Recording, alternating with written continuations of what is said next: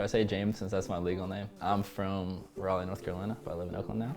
I'm 22 years old and I came out here for work, so I'm an energy and lighting consultant.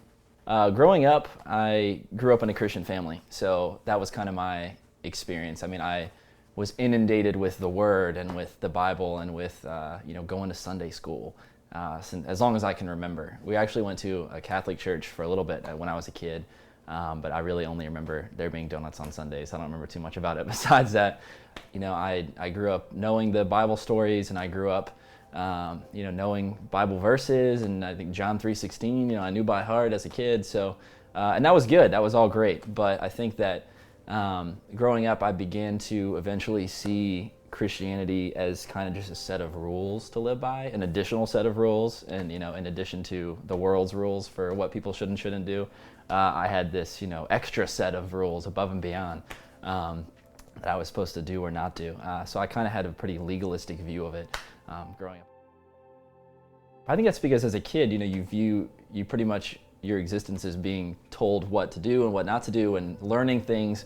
And so, I just naturally viewed Christianity like I did anything else. It was okay. This is these stories, and they teach me these things. Just like in school. And I think that over time, that really led me to again have kind of a legalistic and works-based view of Christianity. All right. You ready? Okay. By the time I get into middle school and high school, I didn't enjoy being a Christian. There was a pretty facade. I knew how to say all the Christian things. I could speak the language. I knew all the stories. I got all the references.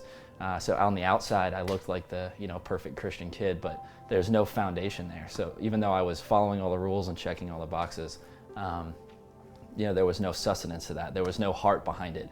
But then through college, I think what I went through a transition period where I got to college and all my friends were doing all these things that I also wanted to do, but this extra set of rules, Christianity told me that I wasn't supposed to be doing them. And I kind of just got to the point where I was like, well, then I need to decide, if this faith that I have is mine, or if it's just a construct that I have left over from my childhood.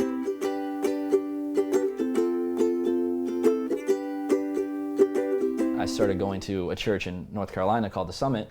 I got involved in a small group through that church there, which was a great experience. There were fantastic people there, and I just kind of committed myself to exploring my faith and figuring out whether it was something that I wanted to move forward with, whether this God is somebody that I really want to believe in. I moved out to Oakland for work, and I found the movement on Yelp.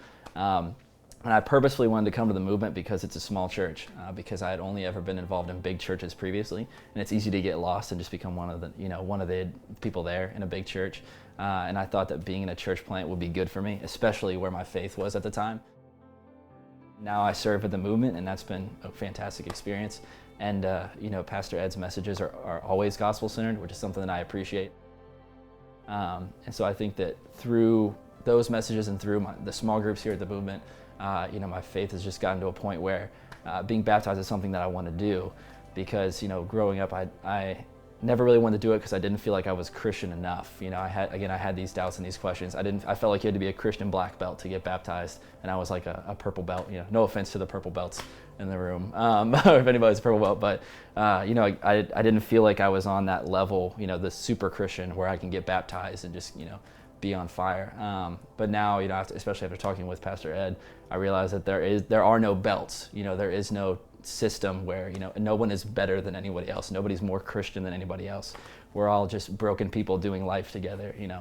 Inspired by Jesus Christ and what He did for us.